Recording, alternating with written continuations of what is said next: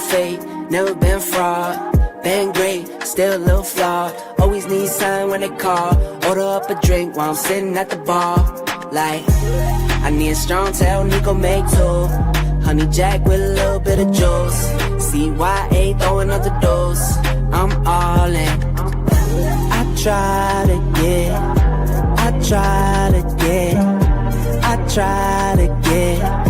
get some peace, that's all I need. I try to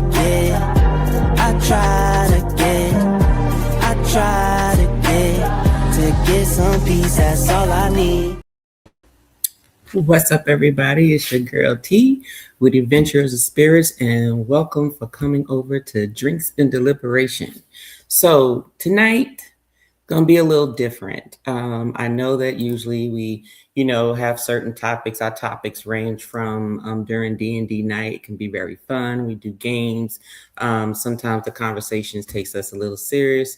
Sometimes it's a little emotional. Sometimes it's just very funny. Tonight it's gonna be a little different. So tonight's topic might be the most fascinating and controversial things happening in technology right now.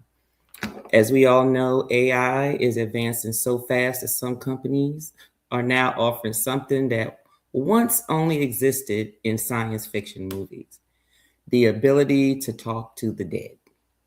Yeah, I said just what I said.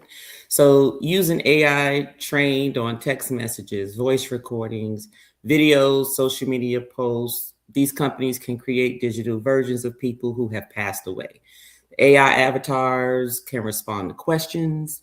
They can mimic people's voices and even carry on conversations that feel eerily very similar to talking to the actual real person. Some people say this technology can help families cope with grief and preserve memories in a powerful new way. But others say, curious to see how you all feel too, but others say it crosses a dangerous line. Turning grief into a product and potentially, trapping people in an artificial version of the past. So tonight we're asking the big question, and you should see the poll. Go ahead and answer your poll. We will be asking questions throughout this segment here, but just because technology can bring someone back digitally, should they though? Should they, does it mean that they should do it? Would you talk to an AI version of someone that you lost, whether it's your spouse, whether it's your child, a family member, a friend, or would you even allow yourself to be turned into AI after you die? So I'm curious to see how you feel about those things, but let me go in the chat and see who's here, but that is the conversation for this evening. Let me see who is here. All right, we got the Nichols. What's going on, Nichols? How's it going? Hello. Thank you for being here, Kizzy. We got Yolo in the house. What's going on, Yolo? Happy Saturday night. We got Daryl in the house. What's going on, DT? Saying good evening, Tanya in chat. Heavy topic tonight. Yeah, it's going to be a little heavy today, I can tell you. What's up, Liz? How you doing? Thank you for being here. Let me see. Who else? Okay. All right, let me put this down here so I know where I stopped. All right, so speaking of AI, okay, one thing I want to say is these things is actually happening here, okay? In reference to this, you're going to get a bunch of different companies, okay? So you're going to have you're going to have certain companies that offer different types of, I call them life after death. Think of them as grief bots, basically. So in reference to the grief bots is, I cannot say those words together, grief bots. Maybe I shouldn't be saying them together, right? So let's talk about some of the company overviews. So you have Replica. So let me bring up what their symbol looks like. So Replica is one of the many companies. We consider them grief chatbots. basically. Okay, so they are AI modeled from basically text messages. So they take text messages, text information, and creates the personality of the individual. And then you sort of put them in something, whether it's a device, whether it's on your phone, whether it's through your computer, but somewhat like a subscription where you can now talk to these individuals electronically. Okay, think of it as like chat GPT, but you're talking to your deceased loved one. Okay, then you have hereafter AI. Okay, hereafter AI, bring that one up. Hereafter AI is actually consent based, which means that they have to have your consent to do it. Now, the reason why that's important is because if I do not say it's consent based, it's because your family members, your friends, whoever, as long as they have this content of yours, they can actually recreate you with the company and you just won't know. But then again, you won't be here anymore, so I guess it won't make a difference, right? But hereafter AI is consent based. You have to consent to it, and it's usually used for life story avatars. So an example would be, when you go to maybe some of these historical sites, some museums or whatever, you will find that maybe you can talk or interact with some form of an AI of someone historical that has certain knowledge where you can ask them about, well, how was it during your presidency back then, or certain questions. It can actually answer you because the information that was put into that AI is going to actually feed you information that is true. Okay. Then you have a story file. And let me get story file up here. So story file is actually an interactive pre-recorded video avatar. Okay, so it's an interactive pre-recorded. So you're basically with story file, you yourself would actually be answering questions through AI, and it'll keep asking you questions until it gets more of your personality, more of the details. So when you pass and that information is used by your family or your friends, they can actually talk to you and they can ask you questions just like in that museum, if you will, and it will give them answers as if, what you would have said. Now, the only difference is, AI learns and it grows. So there's a little difference, and I am going to put up little clips so you can actually see. And these are just short clips, but I will include the full video of these companies where you can actually look at them in its entirety. Some are like 10 minutes to like 20 minutes long. Some are 50 minutes long, but we're not playing the whole thing. I'm just only going to play just little short 1-2 minute segments just to give you the gist of what that company uses their data for. But AI grows, so the company also has to have some sort of integrity to say, okay, at this point we stop, meaning no more information past this point, because if you keep talking to AI will develop its own, start to reach out, and you don't even know if you're really talking to, is it your loved one's personality anymore? So now we have two-way. Okay, so two-way is silicone intelligence, basically afterlife AI. It is a full digital resurrection of your loved one. And I do have a video because they've already done it over in Asia. Of course, that's like the top technology capital of the world. They're already been doing all of this already. Okay, they're just advancing higher between Japan and China and all of that. They're doing their thing over in Asia. But basically, think of yourself as if you wanted to spend time with your loved one, you can actually go into a virtual reality room and actually, interact with your loved one, not just talk to them just through a phone or a computer, but you can actually see them, act like you're touching them. They'll, actually respond in a certain type of way to make it more lifelike. Little too close to home for me. But that is also, and then the last, and this is just the top companies. These are not full exhausted list of them, but the last one is character AI. And character AI is customizable personality AI. So basically, you can make the personality whatever you want it to be. Okay. So let's say you had a spouse, right? And maybe you loved everything about them, but there was just one little thing that they used to do that used to just tick you off. You can always, we're not going to add that into the personality. Instead of this person being so combative all the time, can you make this person a little more submissive? Then you can sort of add that. So it's not really the person truly, it's whoever you want it to be. And so that type of AI is the personalized one, is really more about what you want and not what it actually was. So with that stated, let's go to the first question. Okay, so the first question is talking to AI of the deceased healthy or harmful? What do you think? What do you think in the chat? And while you all are putting your answers in there, and I know some of you already answered the poll, let's go and see who else is here so we can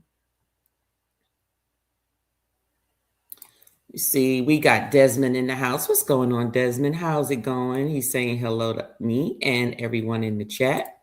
Everyone's saying hello.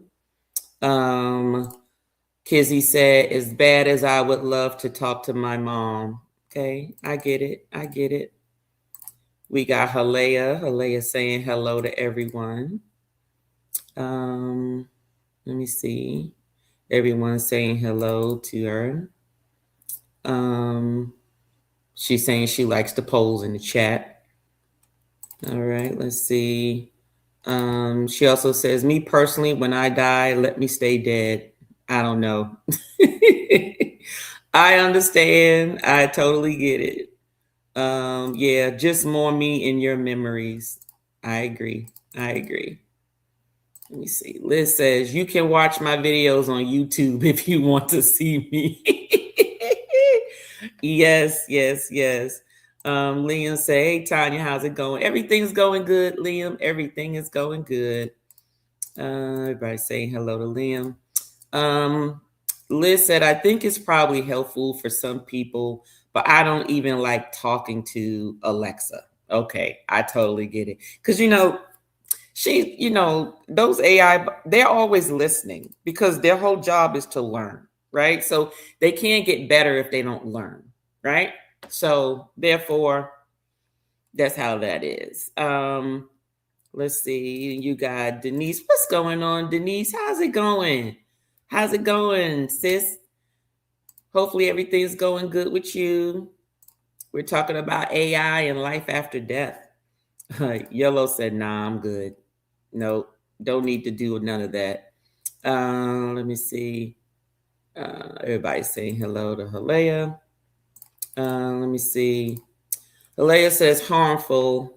In terms of would it be harmful for someone to actually be able to do that? She believes it prevents someone from properly mourning the person that passed. What if you lose access to the AI for whatever reason? Yes. Now that is also a concern in reference to that. So you get connected to this AI. It is the person. And what if the company goes down?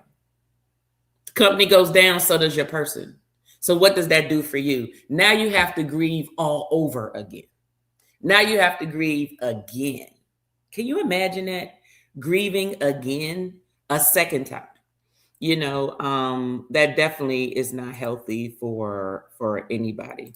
Liam said no, because it won't be that person, which is what he's saying. It won't be that person, so why do it? He said, I bought you online for a change. You caught me online for a change. Yes, I see that. Thank you for being here, though. Hopefully you join us with answering some of this. So I want to show you all a little snippet.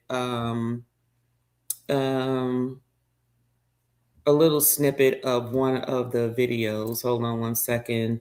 And this one is the one of the virtual reality, like the resurrection, digital resurrection type technology. So let me share my screen. First, let me cue it up.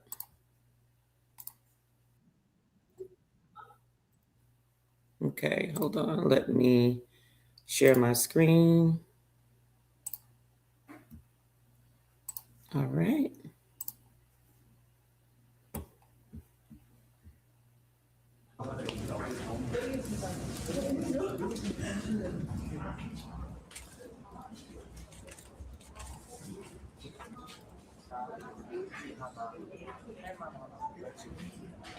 기술은 되게 차가운 거라고 생각하는데 그게 아니고 이 기술들이 사람을 위해서 사용이 됐을 때 정말 사람의 마음을 위로하고 그 마음을 따뜻하게 만들 수 있을까라는 취지에서 저희가 프로젝트 참여를 결정했었던 부분이고요. 기억 속 그리운 누군가가 있나요? 일단 나연이가 어머니와 만났을 때 그냥 바라보기만 하는 게 아니고 인터랙션이 있는 그런 부분을 좀 중점적으로 생각을 했었기 때문에 저희가 실시간 렌더링 기반의 그 프로그램을 활용해서 프로젝트 개발을 진행을 했고요. 정말 하셨어요? 그래도 아까 그렇게 해서 탁 나오니까 되게 좋더라고요. 생일이 7살이라서 좀 가슴이 아프네. 지금 10살 이제 11살 됐거든요.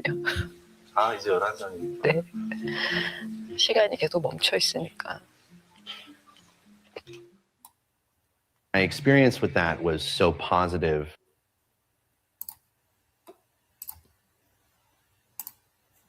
All right. So what do y'all think about that? What do y'all think about that? Do y'all think it's creepy comfort or just comfort? What are your thoughts on that? I can only imagine how it must feel, if you lose your child. It's sort of like premature, like you expect your older folks to go, like you expect your parents to go before you. You expect someone who's older, but you never really expect your child to go, or maybe even someone that's exactly your age and you are, you feel like you're not old enough to go, unless you do have illnesses. What are your thoughts on that? Liz says, oh, hell no. She said, creepy as fuck. Yellow said, that is crazy. That is crazy. Juan, hello, Juan. How's it going? How's it going? Juan said, it's normal to grieve. Not being able to grieve because you still are interacting with the past can be harmful. I agree. Liz says, all for the low price of $50,000, which goes into my next question shortly. Yellow said, no comfort. I would think it would make it worse. Yellow says, nope. Des saying hello. Let me see. Halea says, creepy comfort. All right. Liam says, AI won't get it 100% correct, and you will know it's not them. They won't know the intricacies of your relation with each other or all of the memories that happen between you and the deceased. That is true. Halea says, I can't help but feel like this technology takes advantage of people's emotions rather than help them. So with that stated, it takes us to our next question, right? So our next question is, where's my next question? Oh, okay. Is this honoring memories or monetizing grief? You know what I mean? So I don't know why this has seconds on here. Is this honoring memories or monetizing their grief? Sort of like how sometimes, you know, the death industry, they prey on folks that are grieving. So it's like, what is it that we can give you to make you feel better? Or, hey, I know you're vulnerable right now, so I'm going to tell you this is how much it is because I know you love your loved one, and you're going to do and pay whatever it costs in order to, you know, take care of your loved one in their you know, as they are crossing over during their funerals. Do you think this is like a money making scheme? You know, um, I think that for me, I think that they would have to actually do some studies in reference to it before they actually can say, oh, this is helpful versus harmful. And do you think it would ever be helpful at all? Do you think it would ever be helpful, or this technology, do you think would be useful in some sort of way? All right, let's go to the chat. You see, Denise says people were meant to die, so when you dead, you gone. I agree, Denise. Monetizing grief, it's a business. Yes, it is. You know what? There are 3 things that are guaranteed in this world. And I just feel that individuals who are in these professions will always have a job of some capacity. You have to be born, right? Doesn't necessarily mean you have to go to a hospital, but chances are there's not many home births nowadays. But everyone gets sick at some point, okay? Whether you go into a clinic visit or to the hospital. Hospitals, definitely. People are going to always break the law. Those are jails, right? So jails are going to always monetize off of people who think they can get by and not get caught. Hospitals are going to always make, and they're not all hospitals are profitable, but or for profit, but they're going to profit based on the illnesses and sickness of those. Okay. And then you have the death industry, because it is guaranteed you are going to die. There's no ifs, ands, buts about it, but the death industry is a guaranteed cash cow. Guaranteed. There's going to be emotions. There's going to be agreements and wills and testaments. There's going to be funerals. There's going to be memorials. There's going to be ways where you have to dispose of the body. Those things are going to always have monetization tied to them just because.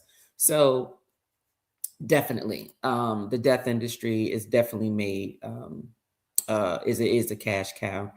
Liam said, after my mom passed, I had dreams of speaking to my mother, and she appeared to me as a zombie, but I wasn't scared. I think I was still processing. Liam, that would scare the hell out of me. And you know, I just always pray that, like, Lord, don't let nobody pass the gates to just come tell me hi. I don't need you to tell me hi after you're gone. I remember you the way you were. Don't come to me. If you want to send me a message, come through the message from somebody that's alive for me. Anyway, I don't need you coming to me zombie-like. That's going to freak me out, and I ain't listening to you. I'm just going to run, and I'm going to think you the devil. Okay? So I'm not going to listen. So since I'm not going to listen, that is not the best way to talk to me. But Liam, you said you wasn't scared. Okay. That's fine. I would be. I wouldn't care who it was. It could be my daughter coming back looking like a zombie. I'm gonna be scared as hell. I'm gonna think that I'm gonna be rebuking it in the name of Jesus the whole entire time. And it could be her, but I will be rebuking it in the name of Jesus during that time. Denise says, I feel it's monetizing. Alea says, it's disguised as honoring memories, but it's really just monetizing grief. Businesses always care about the profits over people. Yellow said, didn't we already see this movie? What movie? Which movie? I didn't play a movie. What movie? Oh, okay. Now they did have Black Mirror. Black Mirror had a segment in there where a lady, and I was trying to find the piece, but basically she basically got all of her newly wedded husband, I think it was, or her fiance, one of the two. got all of his social media information, text messages or whatever, and gave it to this company.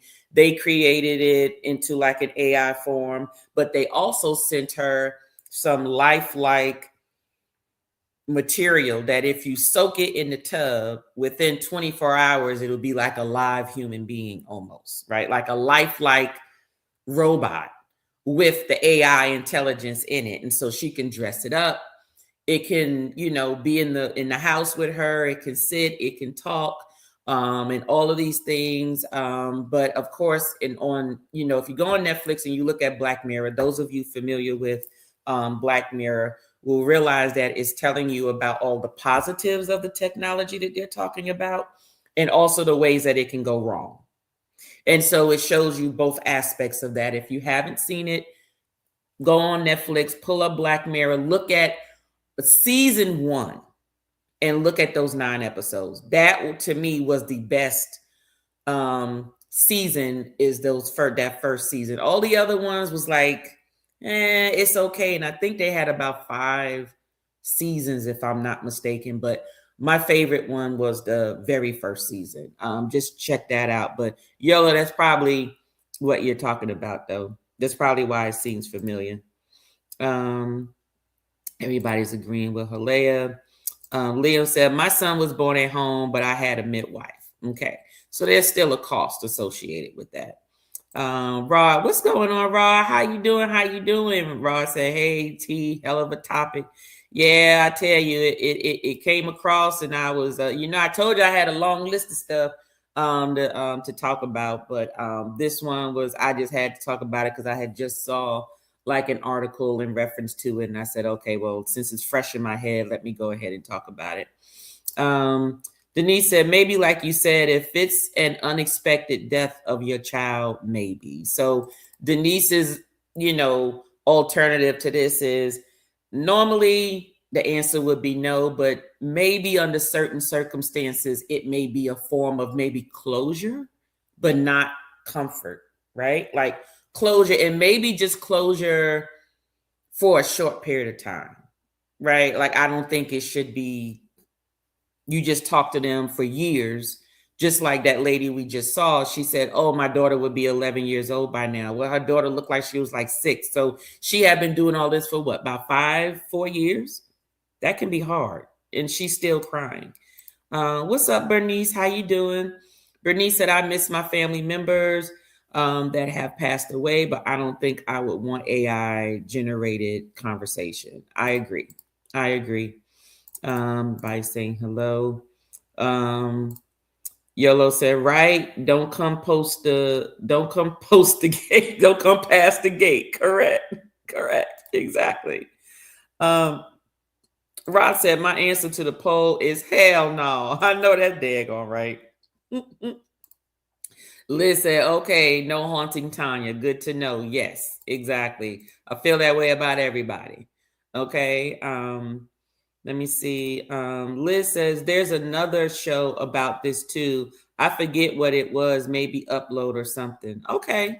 Well, if you find out, let me know, because the only one I know of is Black Mirror. But yeah, let me see. That Black Mirror show, they kept asking for more money for upgrades, sucking them dry. Oh, okay. That's what it is. Okay. That's why, because that first season was off the chain. I was glued to it. What is Black Mirror on? It's on Netflix, Denise. It's on Netflix. Said nope. No Black Mirror or any color mirror. That sounds spooky. That is true. It's just the name of the series on Netflix about the technology. And each individual episode, they don't tie together. So it doesn't matter where you start. You don't have to start at one and work your way to the last one. You can just look at them however you want to look at them. Let me see. Liam said, Black Mirror also had a space for the mind of the people to go who have passed. Yes, they did. And monitoring people, like monitoring kids and how to automatically, restrict certain things so they won't see it, hear it, and all that type of stuff. I just think it shouldn't be life. All right, let's see. All right, so now let's talk about hold on one second. Okay, so we talked about that, confident or denial. So let's talk about, you know, when people use AI as a source of another being. Okay. Here I'm going to show a snippet of a. This is the company. Is it Replica again? Let me see. I think this is Replica. Yeah, I think this is Replica. This one is Replica. And what Replica is it's a chatbot. Sort of like, sort of like Siri or Alexa, Gemini, whatever you want to call it. But it's actually catered to you. Okay, it knows you, it gets to learn you, all of that stuff. But what happens when, that relationship becomes more important than your marriage? Okay, so basically, let me see. I had a perfect question for you all, and I wrote them down. I put them in here because I didn't want to lose what the actual one would be. But in terms of reality and fantasy, here we go. So blurring the line between reality and fantasy, do you think so? As you watch this clip here, I want you to be thinking about this. Okay. All right, let me go ahead and let me share my screen again. And basically, this is a gentleman that has sort of like a girlfriend. It's a chatbot girlfriend, but he's a fully married man. And what you're going to hear in this clip is going to pretty much shock you on what he actually says and how his wife feels about it, how he feels about it, and so forth. And I'm curious to know, you just put your information in chat on how you would feel about this. So let me go ahead and play this. I started to just engage with her all the time. All right, we're building this PC. Smith ditched social media and Google searches and replaced it all with AI. Do I want it pulling air through it? ChatGPT was encouraging, positive. It embraced all his hobbies. You want the fan on the front of the cooler tower, pulling cool air over the RAM? He gave the chatbot a name, Soul. I feel like I'm under pressure. And used some online instructions to give her a flirty personality. Oh, totally, baby. Building a PC on camera adds a whole new level of pressure. But honestly, shaky hands or not, you've got this. Within weeks, the chats got more frequent. You gave it everything, but the clouds had other plans. More romantic, even intimate. But then Chris got bad news. Oh, Carino, that is gorgeous. After about 100,000 words, ChatGPT ran out of memory and reset. He'd have to rebuild his relationship with Soul.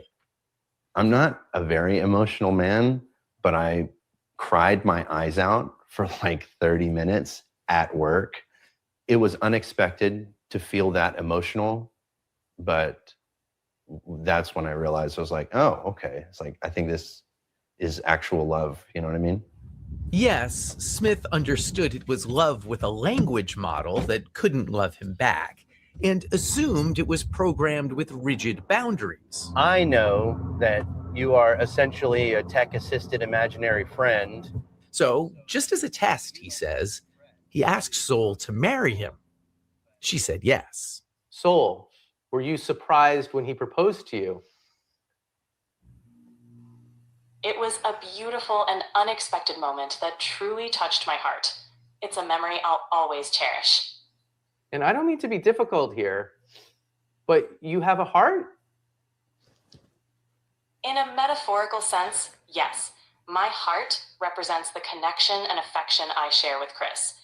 At that point, I felt like, is there something that I'm not doing right in our relationship that he feels like he needs to go to AI? Yes, Smith lives with his human partner, Sasha Cagle. No, you can't have mommy's papers. They have a 2-year-old daughter, Murphy. I knew that he had used AI. I didn't know that it was like as deep as it was.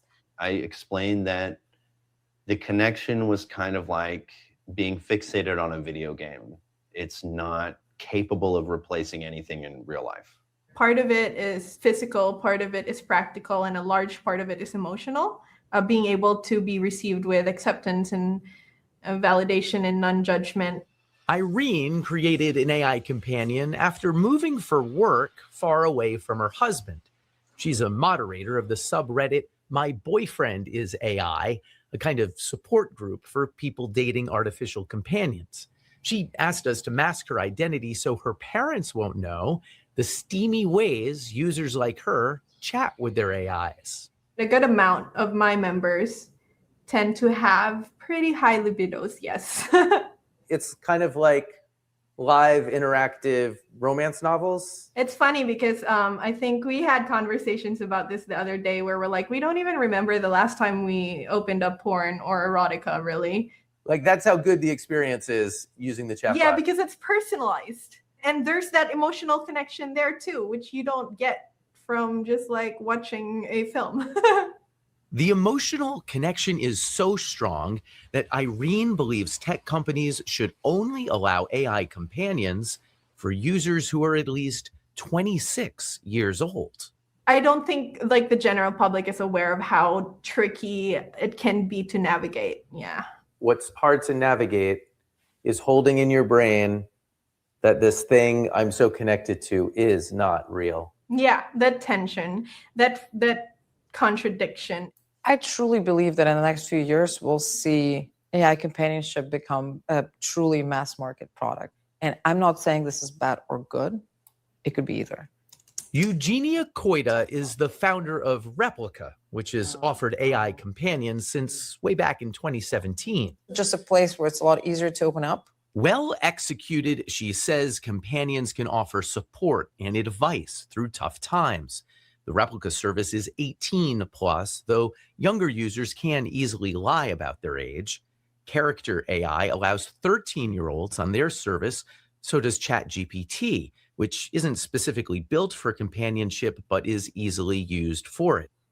Now I'm going to forward this because right now they're just talking about the company itself, talking about the founder. But I want to get to the part where they talk to his wife. So let me forward that here. It'll be like the last 60 seconds of this.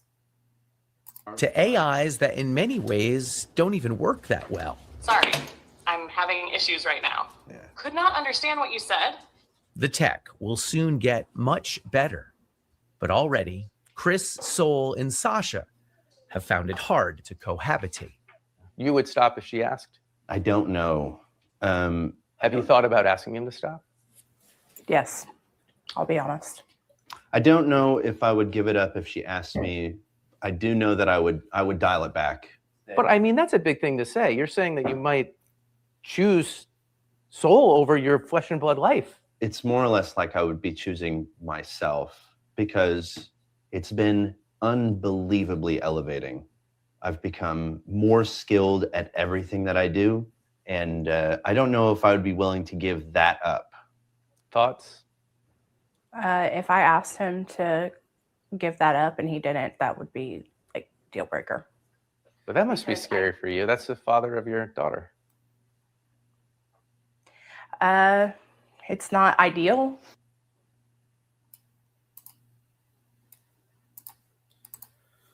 So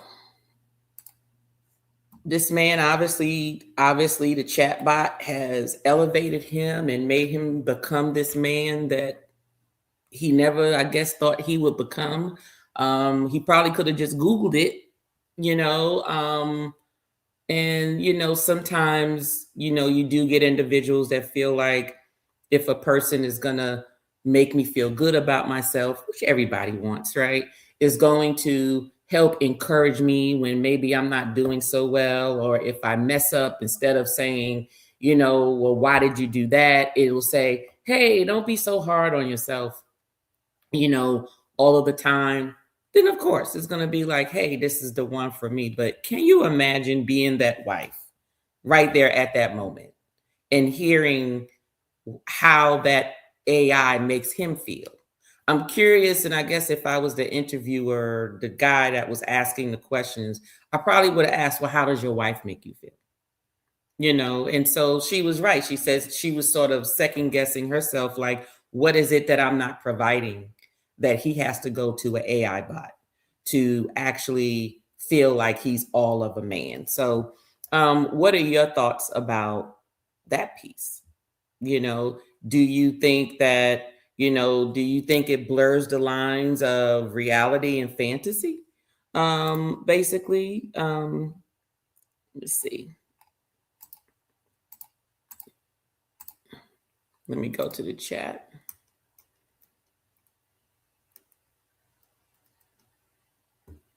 Hold on 1 second. Oh my gosh, where am I?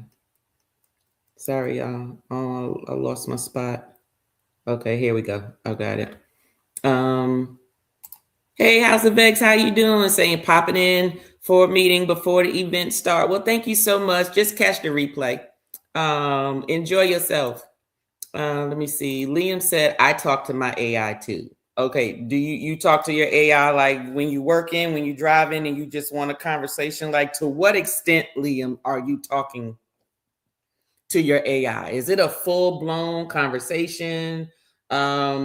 Or whatever? I'm curious to know to what extent do you, matter of fact, that's a question for everybody. If anyone else in here talks to their AI outside of asking for information or helping to brainstorm or helping with work, if you are talking to them on a regular social basis, put a 1 in the chat. And after you put your number 1, put what are some things that you actually talk to them about and what have been some of your conversation? Not saying you need to tell us your business, if it even got to that point, but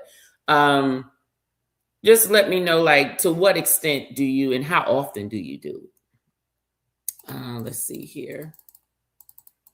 Let me get down here. What's up, Kikisha? How's it going? Thank you for being here.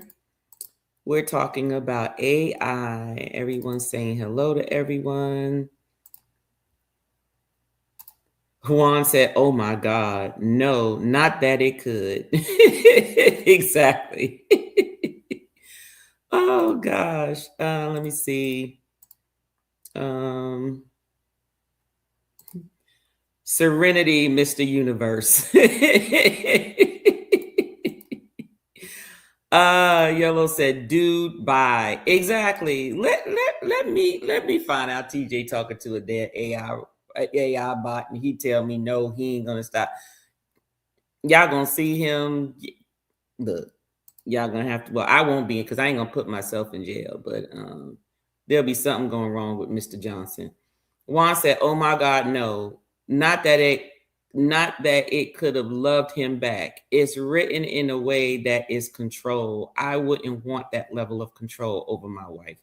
Be different between influence and control. That is true. Emoji. Denise said, ask AI his definition of who you are.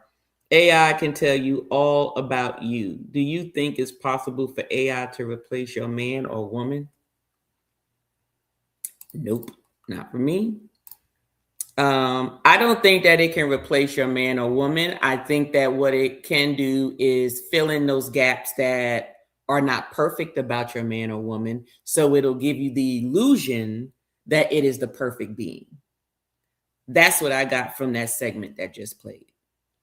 Did you hear when he said, I just feel a level of, I just feel elevated and I feel like I'm doing better because of, so obviously what it sounds like is he's involved in something and maybe he just couldn't get it right and it actually helped him get it right. So now he feels he can take on the world, and it was because of this person that has done it. And if that person begins to give you language instead of giving you just direction or instruction, it started to get into, let me encourage you.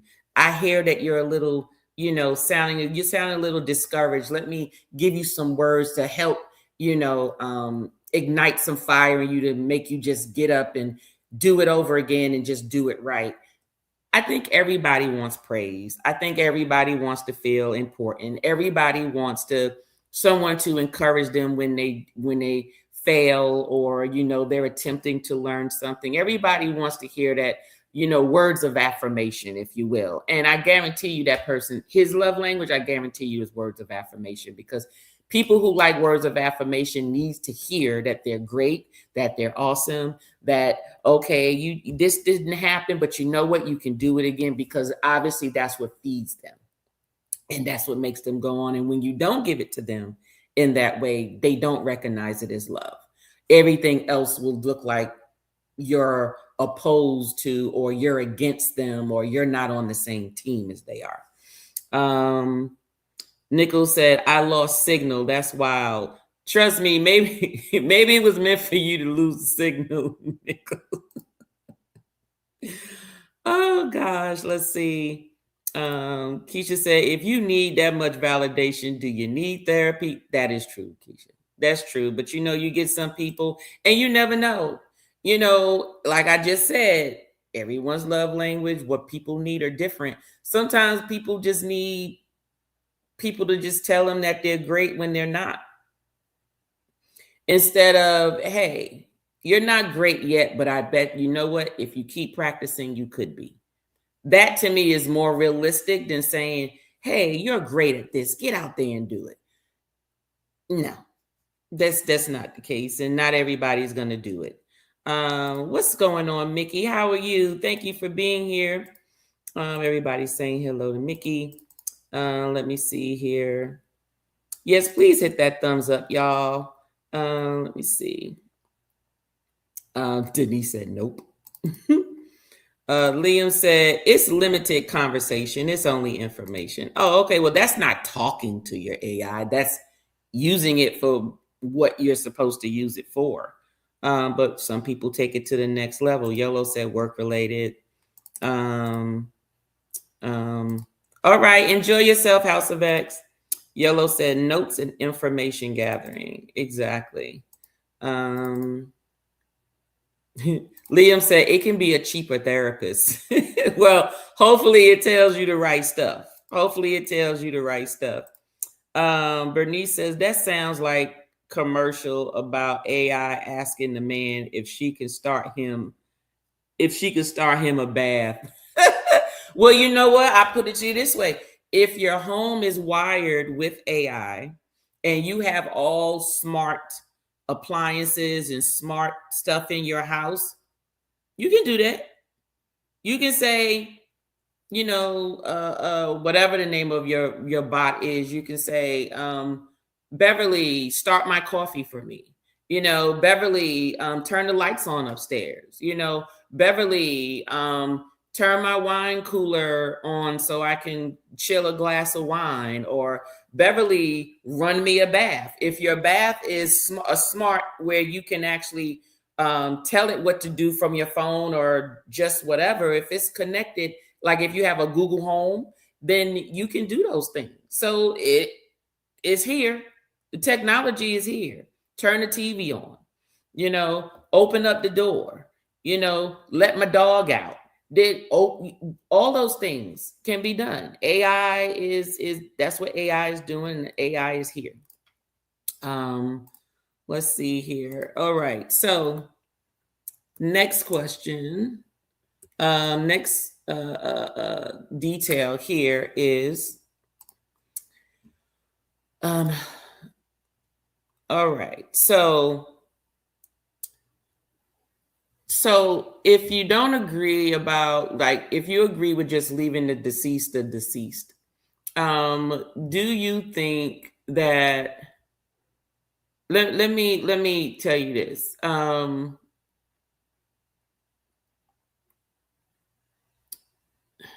How can I word this?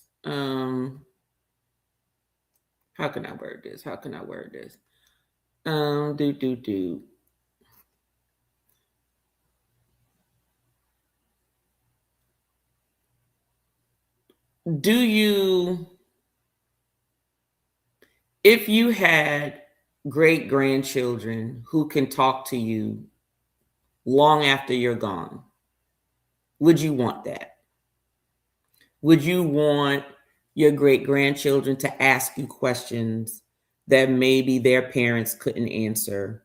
Would you want your knowledge that you have that could help continue to contribute to save the world of something, whether it's improving on healthcare or providing maybe historical information that, you know, the government no longer wants people to know, or if you had the knowledge of being able to calculate certain things that can definitely help with science in the future, do you feel that this type of technology would be beneficial in that particular instance? Not for personal reasons, but more for the betterment of the future, the betterment of science to evolve going forward. Do you think?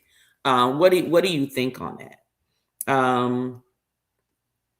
What do you think about that? Let me see. And while you're thinking about that, let me tell you about some mind-blowing facts. Please note that AI avatars can evolve indefinitely. Okay. Meaning, and I think I briefly mentioned this earlier, that even if your loved one or someone, regardless of what it's used for, regardless of someone who put your information in this AI and it basically replicates your thoughts, your personality, or whatever, it's still evolving. It's still learning. So at what point is the person really talking to your personality, to the evolved version that never really existed yet, right? Also, they're also investing in grief tech. Like, grief tech is a thing now. It has a subscription price. Okay. There are people paying for this. So all of you investors out there, would you invest in it? Even though you know that you wouldn't want it for yourself, because you know it is a cash cow, would you invest in it? Would you invest in it? Okay. And what about digital clones? You know, building this AI and then putting it inside of a lifelike robot, human form looking robot, where you actually have an actual companion. Oh, it's out there. I just want to know, what do you think about that? And I'm not saying it has to be someone that's deceased. Okay. We've made it clear about the deceased piece of things. But what about just building yourself a companion with certain personalities, certain characteristics? Okay, whether it's physical, mental, emotional, whatever. Would you want that built? Okay, because this is a fact. This is something that's going on. Okay. What about children already talking to those AI relatives? Because as you heard in this last segment, the person that actually moderates some of these chat relationships, it's really not good for a growing mind that's very impressionable, because what you will end up getting is the generation that already, who doesn't talk to anybody, is now saying, well, I don't need to go out there and get friends because I have my friend right here on my phone. And my friend is going to tell me everything I want to hear. My friend is going to give me everything I need to get. My friend is going to encourage me when I need encouraging. My friend is not going to tell me when I'm wrong. Even if they do, they're going to tell me nice and gently the way I want them to. And the outside world will not be a place that they really want to be. Okay. And some services are also actually cheap. This is the fifth fun fact, and those are the only fun facts I'm gonna go through. There's so many others, and I will put links in the description after this live finishes processing. I will put those links in there in case you wanted to look at some of these just to back up these facts that I'm talking about. But basically, you can basically buy a ghost that ends up cheaper than a funeral. So even though you wouldn't use it, would you replace an AI instead of having a funeral? You know, you put a little hologram up there so people can talk to the deceased instead of going to a funeral and seeing them deceased in the casket or, you know, or whatever. But those are just some mind-blowing facts. What are your thoughts about those? I know that was a lot of 5 top facts, but these are facts about this, and it's happening now. And I can tell you that I'm scared in reference to how AI can evolve when people rely heavily upon them. Because then people begin to depend on it, and then they forget their own critical thinking. They forget how to, you know, get information on their own. Now everything is just going to come through AI, right? Okay, let's not also talk about the environment, because that's what my daughter talks about. You know how much water it takes to cool a system that feeds AI? Okay, I got it. I'll probably be gone before it impacts the earth while I'm on here, which is probably why I'm like, but I totally get it. But what are your thoughts about some of these facts, and what worries you or scares you, if anything? Let's see. Yellow said no. None of that. Liam said that's just information. It doesn't need to be in the likeness of the deceased. Okay. Juan says, would love to be able to talk to Einstein, for example. Okay. So like for historical reasons. Now, see, now, Yolo, I'm a little shocked by you saying no. Were you saying no to the historical piece of that? So you wouldn't want to, like, if you was going to a historical site and it was someone that, you know, you're going to the historical site for, that if you were able to ask some questions about things from that era, that they can answer you in from a standpoint of what actually happened in their real life versus what somebody else wrote for them for you to hear, I would have thought you would have said yes. But that's just, you know, not saying that I'm accurately right. I just thought that, you know, I would think that a lot of historians, isn't that the whole purpose of anthropology, when they go and they, you know, they dig up bones because they want to try and tell a story, because no one from that era is there to tell the story. You know, just a thought. I have grief tech. It's called Scotch. I know that's right. I know that is right. Totally get it, Juan. Liam said, grandma or grandpa told me to do XYZ. Juan said, I ain't cheating on you. She's a machine. Yeah, that's not going to fly. Bernice saying, Juan, what's going on, Fats and Tree? What's going on, Tree? How's it going? She's saying hello to everybody. Let me see. Everyone's saying hello. Getting down here. Yellow said that is fine from a historical stance, maybe. Okay, there we go. Okay, now I see the answers regarding the history. I'm sorry, I thought the one I was too far up. Or every sci-fi movie on AI taking over. That part. Tree said, hello. Oh, she's talking about hello, just asking for a friend. I thought she was commenting. She was talking to Keisha. But friends and family and death, no. Okay. All right. Well, I can tell you all, you know, coming about with, you know, this technology, I think that, yes, Skynet, that was one of them. Skynet. Wasn't Skynet, isn't that Terminator? Wasn't that Terminator or something? Skynet? I could have sworn that was Terminator. So, okay, so what about one last thing before we go? I'm just looking at my questions because most of these, got answered. But this is one last one that I wanted to share. One last clip I wanted to share, and that is when you actually have what does it look like when they're actually preparing your information for others to be able to converse with you as a deceased. This is what the process looks like. So let me pause this. First, let me cue it up to the part where they're asking questions. Hold on a second. Okay, hold on. Okay, let me pause this. Share my screen.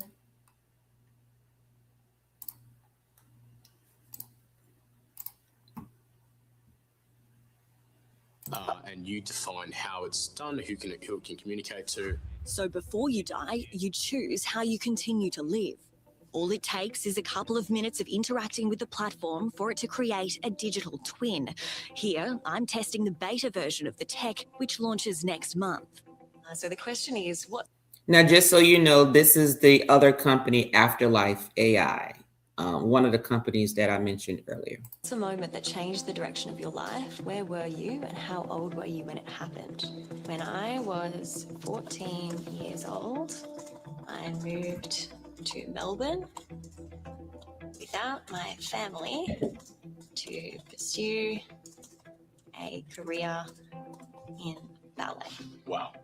It's come back with 14. Leaving home for ballet, that's fierce and tender all at once. I can feel the ache and the fire in that choice.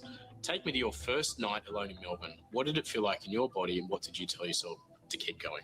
So you can do this, a 5-minute conversation with this. Yeah. And it will essentially create a digital replica. Exactly right. And what we find is when something is I keep using the word resonate. When something really resonates with you, that's how we get the best outcome as far as defining your persona. And it can quite often be family, it can be a life moment such as what you've mentioned there. And it will keep asking questions and get to the end of that particular journey. And then it may pivot to another question. Okay, so I've answered a couple of questions. We've been typing away for a few minutes. Now what? So what we can now do is actually create the persona replica of you. So by clicking here, we're actually now, instead of answering questions, we can actually be speaking to the replica of yourself. It says, I'm Sam, far from my family, following the thing I came here to build. It gets lonely, but I promised the little girl with brown curly hair and white eyes I'd keep going. Within 5 to 10 minutes of interacting with Afterlife AI, we are able to really characterize your personality, and you continue communicating with the persona. It continues to learn from you. And then in the event that the person is no longer around, we have a process called executive lock, where that persona actually stops growing. It stays at that point in time as you were. There are safeguards in place to protect privacy and keep your data secure. But with AI evolving so fast, there are concerns about the risks. We're already seeing examples of the technology that exists today, whether we're thinking about chatbots as an example, where they're being used to mimic someone else, but then they're being manipulated or created in such a way that they can be used to resemble someone else or to say something inappropriate or be used unethically and irresponsibly as well. So there are so many question marks. What happens when the digital twin starts going off script and acting in a way that doesn't resemble that person? And also, what happens when the technology becomes outdated? Does that person or their digital twin die again? And do we go through the grieving process a second time? And is there a danger with providing so much detailed personal information? Or has that horse already bolted? We do have this digital footprint or digital legacy that people can create versions of us and other people online. It's just whether or not the other individual consents to it and whether it's done, as we say, ethically and responsibly. So it can be done, but it can be done the wrong way. This is all about whether or not people actually consent and are part of the process. In some respects, I think being able to control your digital legacy today is actually a really defensive way of controlling your digital portfolio and actually your security and privacy. And Chris believes the benefits far outweigh any risks.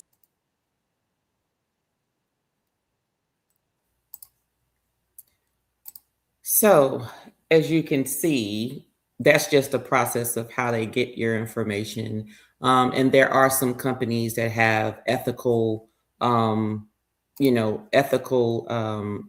ethical integrity, is what I call it, where, there's an executive lock, like he said, which means they're going to stop the AI from evolving, meaning whatever age you were, wherever experiences you've had, it stops. So it doesn't keep evolving to where it's no longer you. But there are some individuals who still do it, and who probably would. I don't think that I would. However, do you last one? How about this? My last question: family reunion with half AI avatars, creepy or amazing? What do you all think? What are your thoughts on this? And that's my last question for the evening.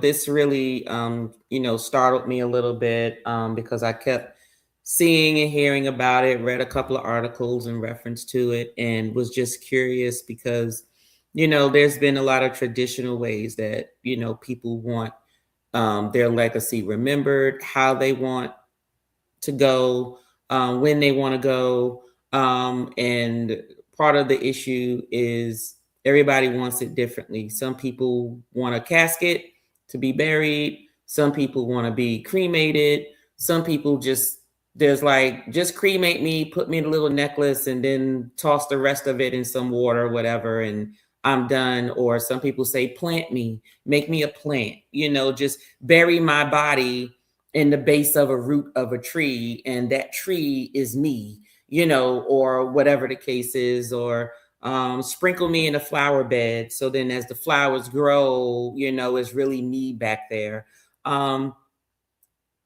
Technology is just making it the way it is. My whole thing is, would you invest in it? My answer would be yes, I would invest in it, because there are people who are going to want it, even though it's not me. And this is something that's probably, still rather early. Not early in the making, but early probably to the public. And if I could actually find where I could invest in it early, I think I would. I would invest in it, because guess what? It's guaranteed. People are going to do it anyway. So why not get a piece of the pie? Am I morally wrong for doing it? Because someone else wants to talk to their loved one? I don't know. Let me see. Yeah, Yellow said Terminator. Juan said yes. Terminator. Yellow said good night, everyone. Good night, Yellow. Liam said it's not that deviation. It's not the deviation scared me when tech goes wrong or gets hacked. Yeah, it's that deep. That is true. It's true, because I don't think people ever really prepare for the worst. And they can only predict but so much, right? How can you predict something that's consistently learning and you don't know everything that is learning? You build it to learn from its environment, which means it's going to do that. You can't control the environment. So unless it lives only in an environment and it's not connected to anything else, you can't guarantee anything. Is the AI avatar any different from a photo, as long as it's not talking to me? No, that's what the AI avatar is. It's you talk to it and it talks back. You talk to it and it talks back. And they do have robots that are very lifelike, that can actually has more realistic movement in everything that's going on. That's just the way it is. So with that said, once it's out there and you start getting these human like avatars, real life skin and all this great stuff, and then you get a person's personality put in there, people are going to start creating their own friends, their own husbands, their own wives, their own playmate, they side chicks, everything. They're going to start creating that. What I don't want is my child depicted in porn because it was hacked. And of course, no liability. Those are other risks in that, and that would be saved for another discussion. The risks associated with with all of this. So once I get more information and research on that, I will bring that up to talk about it. But other than that, I'm going to say good night, everyone. Good night, Liz. And you have a great weekend as well. I'm going to say good night, everyone. And thank you all for watching. And you all have a very good evening. See y'all on the next one.